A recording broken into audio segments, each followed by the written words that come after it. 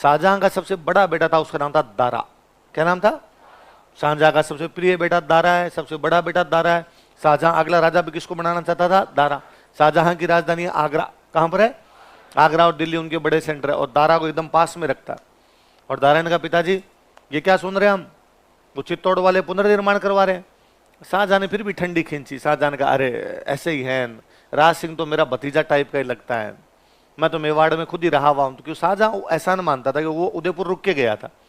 उसने कहा, नहीं नहीं, छोटा मोटा काम करवा रहे होंगे। दारा ने कहा, नहीं कोई छोटा मोटा काम नहीं, मुझे पता चला वो किले की दीवारें ऊंची ऊंची करवा रहे हैं, और ये हम कभी भी सहन करेंगे। वो संधि तोड़ रहे हैं, लड़ाई की तैयारियां कर रहे हैं। और उधर से सेना भेज दी गई। शाहजहां को भड़काया दारा ने, तो उधर से एक मुगल सेनापति भेजा गया, सादुल्ला खान। किसको भेजा गया? किस पुनर्निर्माण को रुकवाया जाए। तो पुनर्निर्माण को रुकवाने के लिए कौन आया था? दो आदमी एक साथ भेजे गए। एक तो सेनापति भेजा सादुल्ला खान, तुम तो चित्तौड़ जाओ और पुनर्निर्माण को रुकवाओ। राजधानी इनकी उदयपुर थी, तो एक बंदा उदयपुर भेजा बातचीत करने के लिए, उसका नाम था चंद्रभान। क्या नाम था? तो सादुल्ला खान ने आगे चित्तौड़ के अंदर पुनर्निर्माण रुकवाया, और इधर चंद्रभान ने राज सिंह से बात की, अरे यार क्या कर रहे हो यार फालतू में। राज सिंह ने कहा, ठीक है एक बार रोक देते, नहीं करेंगे। अब कहते हैं भाई साहब, मुगलों में आपस में लड़ाई हो गई।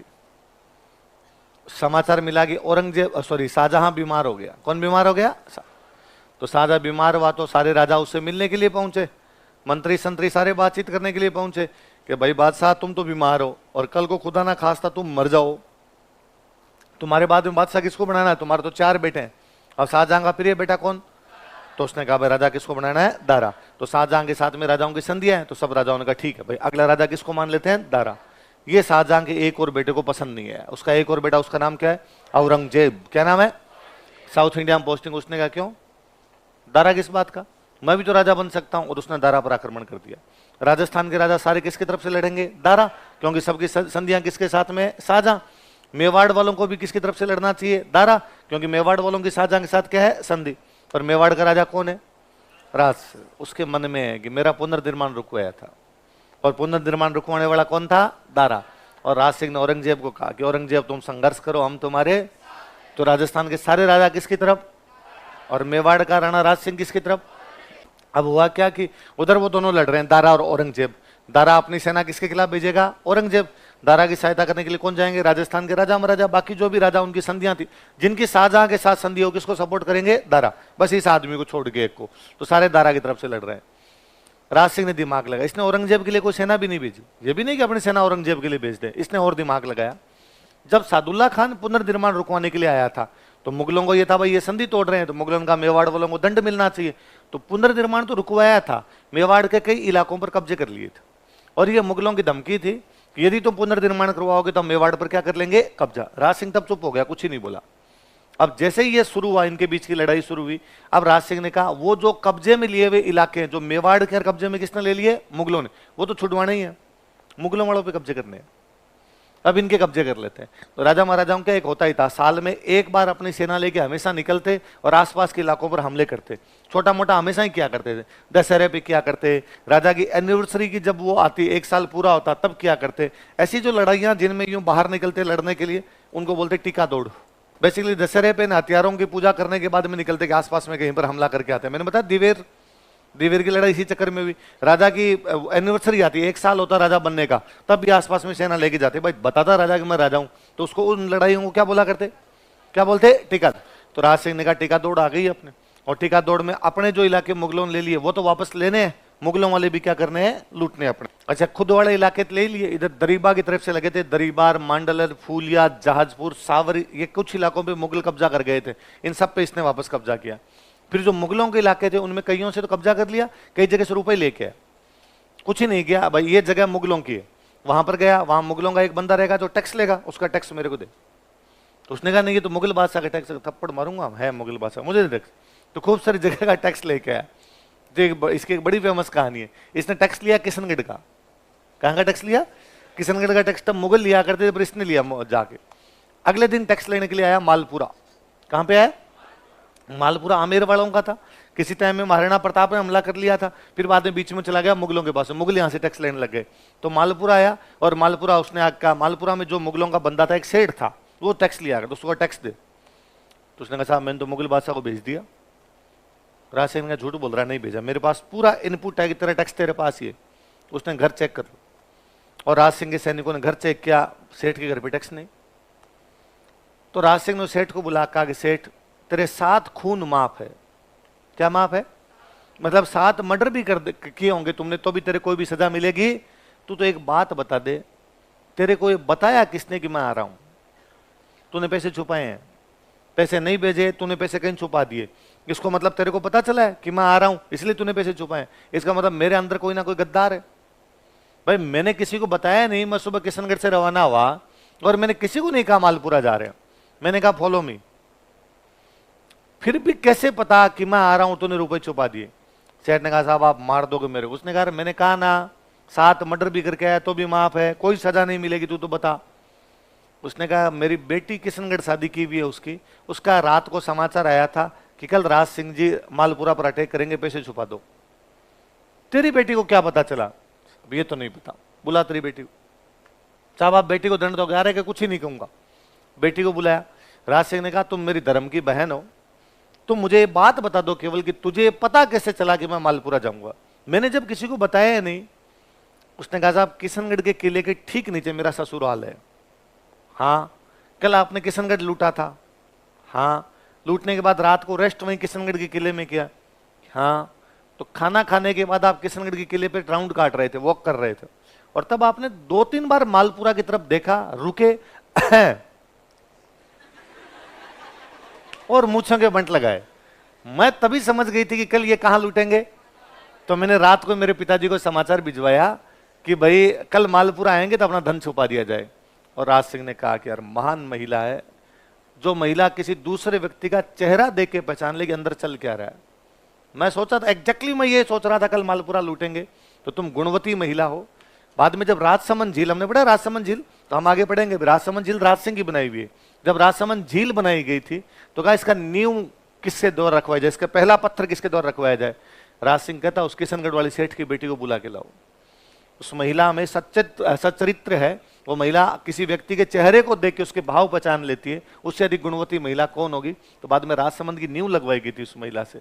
तो राज सिंह ने उस समय कई इलाके यहाँ पे लूट लिए थे। तो मुगलों के इलाकों पे क्या कर लिए थे? कब्जे। कौन सी दौड़ में? और लाखों रुपए लेके गया। अच्छा अब मुझे बताओ, अब जब राज सिंह मुगलों के इलाकों पे हमला करेगा तो मुगल रोकने के लिए आएंगे। मुगल रोकने के लिए आएंगे। मुगल बादशाह कौन है? शाहजहां। तो रोकने के लिए किसकी सेना आएगी? शाहजहां। शाहजहां की सेना किसको राजा बनाना चाहती है? दारा। तो एक प्रकार से किसकी सेना आ रही है? दारा। दारा एक तरफ लड़ रहा है औरंगजेब, दूसरी तरफ किससे लड़ रहा है? राज सिंह। इसमें फायदा किसका है? औरंगजेब। किसका फायदा है? राज सिंह ने औरंगजेब की सहायता के लिए कोई सेना नहीं भेजी, पर दारा के खिलाफ भेजी। दारा के खिलाफ आप जाओगे तो अपने आप किसकी सहायता है? तो औरंगजेब राज सिंह को लेटर लिखता है उधर से, keep it up bro, very good, लगे रहो तुम।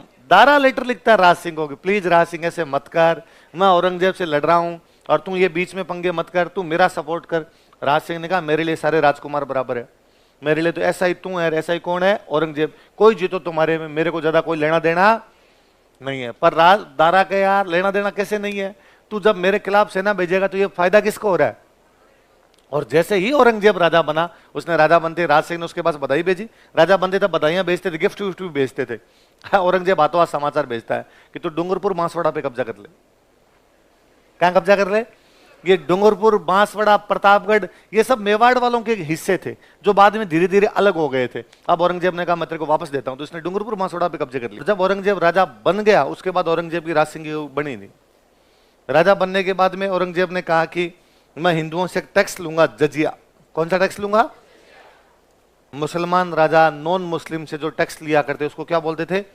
मुसलमान राजाओं का यह मानना था कि हमारी पूरी पब्लिक मुसलमान होनी चाहिए, तो या तो सारे के सारे क्या बन जाओ? मुसलमान। और यदि आप मुसलमान नहीं बनना चाहते तो हमें एक टैक्स देना पड़ेगा। वो टैक्स कौन सा था?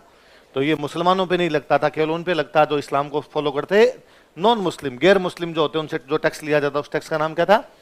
जजिया हुआ करता। इसने कहा भाई ये तो गलत है यार तरीका, तुम धार्मिक आधार पे टैक्स ले रहे हो। तो जजिया कर का विरोध करने वाला राजा कौन?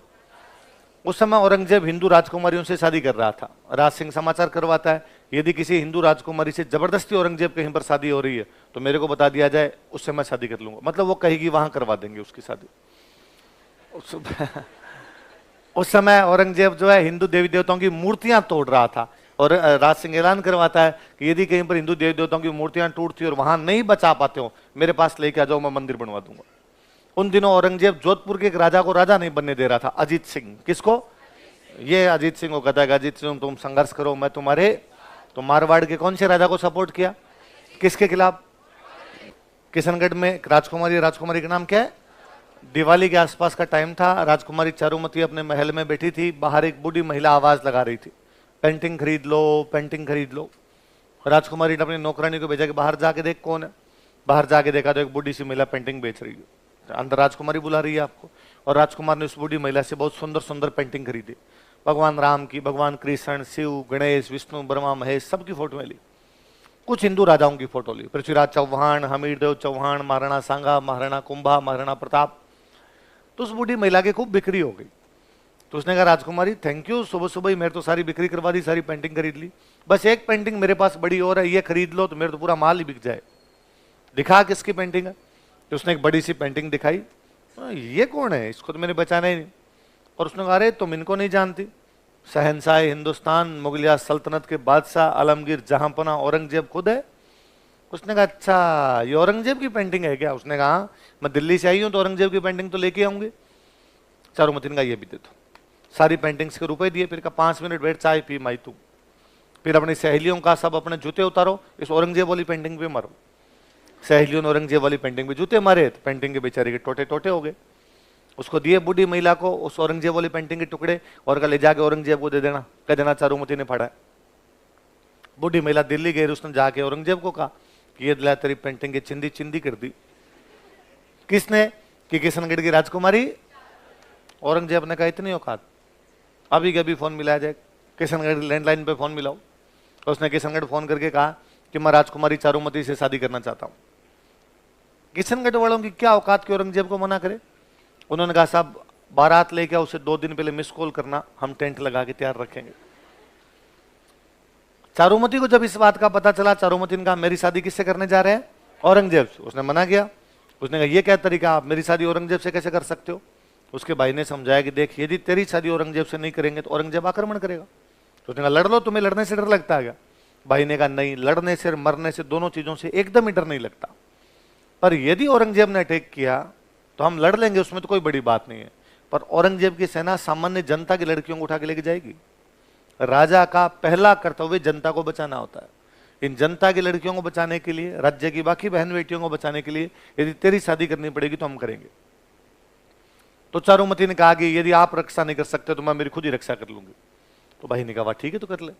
अब चारुमती को लगे भाई कौन अपनी रक्षा कर सकता है, और चारुमती को याद आया कि एक दिन टीवी पे एड आ रहा था कि यदि किसी राजकुमारी से जबरदस्ती शादी हो तो टोल फ्री नंबर पे कांटेक्ट करें। उसने महाराणा राज सिंह के टोल फ्री नंबर पे कांटेक्ट किया। ये महाराणा राज सिंह जी, जिस प्रकार भगवान श्री कृष्ण जरासंध के खिलाफ रुक्मणी का हरण करके ले गए थे।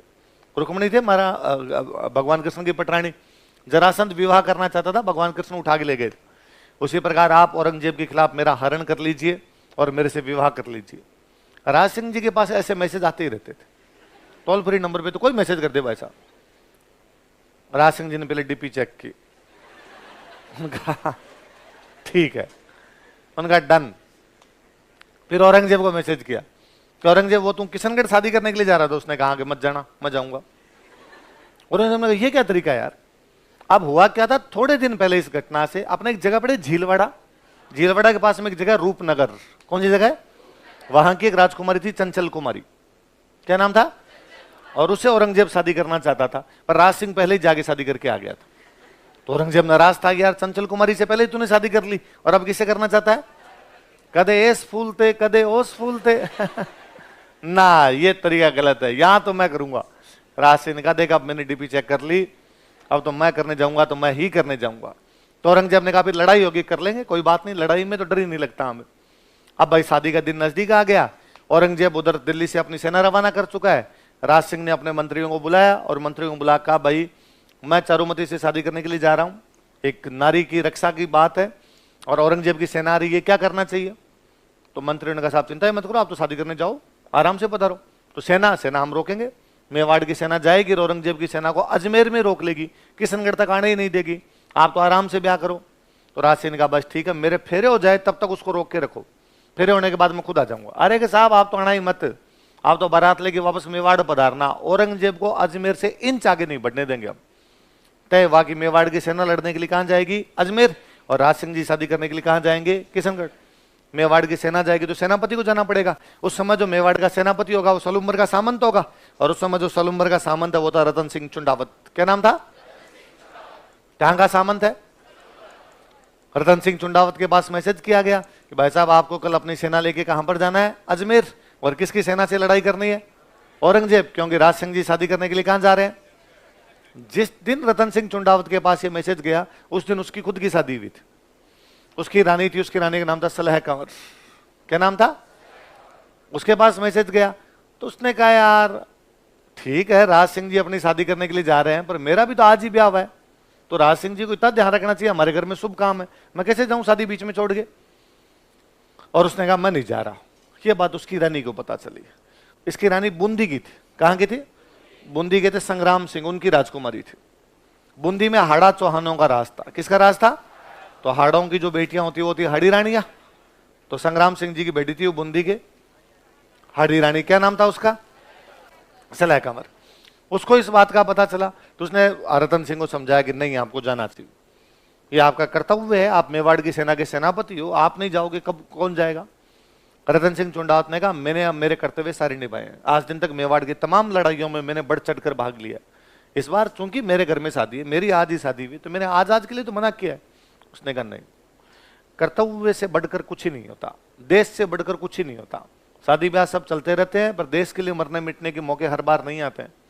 और आप ही जाओगे हरावल में, यह इसलिए है मेवाड़ में क्योंकि आपके किसी एक दादा परदादा चुंडा ने कहा था कि मैं राजा नहीं बनूंगा, राजा मेरा सोतेला भाई मोकल बन जाएगा। इसलिए कहा गया कि सलूम्बर वाले हमेशा मेवाड़ की सेना क्या होंगे? सेनापति होंगे। आज यदि आप नहीं जाएंगे तो आपसे हरावल छीन ली जाएगी। आपके 3 पीढ़ी बाद आपके बेटे पोते कोई होंगे, उनको लोग ताने मारेंगे कि इनका एक दादा परदादा बीच में कमजोर निकल गया था, इस वजह से हरावल का अधिकार छीन लिया गया। क्या आप ये चाहते हैं कि आपके आगे वंशज हो वो इस वजह से आपको धिक्कारे, आपको कोसे कि रतन सिंह उस दिन कमजोर ना निकलता तो हमसे हरावल का अधिकार कभी भी छीना? और रतन सिंह को जब ऐसी बातें की तो रतन सिंह तैयार हुआ। उसने कहा यार ये बात तो सही है, मुझे लड़ना चाहिए। और अगले दिन रतन सिंह जी अपनी सेना लेकर रवाना होते हैं, खुद घोड़े पर बैठ के आगे आगे चल रहे हैं। जैसे ही अपना महल पास में आता है वो ऊपर की तरफ देखते हैं। रानी सलह कंवर ऊपर से खड़ी खड़ी झरोखे में से देख रही थी और रतन सिंह जी ने अपना घोड़ा रोका। नया नया ब्याह हुआ था तो वापस रानी की याद आई। अपने पास एक सैनिक खड़ा था, उसको कहा ऊपर जाओ और मेरे लिए कोई निशानी लेकर आओ। क्या लेकर आओ? कोई अंगूठी, कोई चूड़ियां, कुछ ना कुछ तो भेज देगी रानी, तो थोड़ा टाइम पास होगा युद्ध के अंदर। वो ऊपर गया, उसने जाके सलह कंवर को कहा कि नीचे रतन सिंह जी खड़े हैं और आपसे क्या मांग रहे हैं, आपकी दिशा। वो 17-18 साल की लड़की ये सोचती है कि जो व्यक्ति युद्ध में जाने में आनाकानी कर रहा है, जिसको युद्ध में जाने में जोर आ रहा है, इस बात की क्या गारंटी कि वहां लड़ पाएगा? हो सकता है वहां जाने के बाद इसको मेरी याद आए, ये वापस भाग के आ जाए। उस लड़की को लगा कि यदि ये वापस आ गया तो आने वाली पीढ़ियां इस बात के लिए मुझे धिक्कारेगी कि एक राजकुमारी सुंदर थी इसलिए उसका पति युद्ध नहीं कर पाया था। उसे पुनः लगा कि सुंदरता, ये शरीर किस काम का यदि देश की रक्षा में बाधक बन जाए, ये सुंदरता, ये शरीर किस काम का यदि वो कर्तव्य के पालन से किसी को रोक दे। उस लड़की ने अपना सिर काट के दे दिया था। चुंडावत मांगी सेनानी, सर काट दे दियो सतरान। कहते हैं कि जैसे ही वो सिर काट के दिया उसने अपना, उस सैनिक नीचे रतन सिंह के पास लेके गया और सिर देखते हो रतन सिंह के होश फाख्ता हो गए। उसको लगा ये तो गलती कर दी मैंने, पर अब क्या किया जा सकता था? अब बचताए हो तो जब चिड़िया चुग गई खेत। तो उसने वो जो उसकी गर्दन थी, उसके जो बाल थे उस राजकुमारी के, वो बाल अपने यहाँ बांध लिए थे। जो गर्दन यहाँ लटका ली थी, मुंडी यहाँ लटका ली थी। अजमेर वाले युद्ध में रतन सिंह चुंडावत इतना बहादुरी से लड़ता है कि औरंगजेब की सेना को इंच क्रॉस नहीं करने दिया था। औरंगजेब की सेना को अजमेर से मारपीट करके भगा दिया गया था। रतन सिंह लड़ाई में काम आ जाता है। राज सिंह जी चारुमती से विवाह करके सकुशल मेवाड़ पहुंचते हैं। राजसमंद झील में एक दिन किसी चांदनी रात में राजसमंद की पाल पर बैठकर वो चारुमती को एक कहानी सुनाते हैं कि हमारी शादी से पहले क्या घटना हुई थी और किस प्रकार रतन सिंह चुंडावत को प्रेरित करने के लिए सलह कंवर ने अपना सिर काट कर दे दिया था। और वो कहानी के अंत में कहते हैं कि और रतन सिंह चुंडावत युद्ध में लड़ता हुआ मारा गया। और रानी चारुमती कहती अरे उसके बाद क्या हुआ? राज सिंह जी कहते हैं इसलिए हम दोनों साथ बैठे हैं। यदि उस दिन वो दोनों अपना बलिदान ना देते तो हमारा विवाह भी नहीं हो पाता।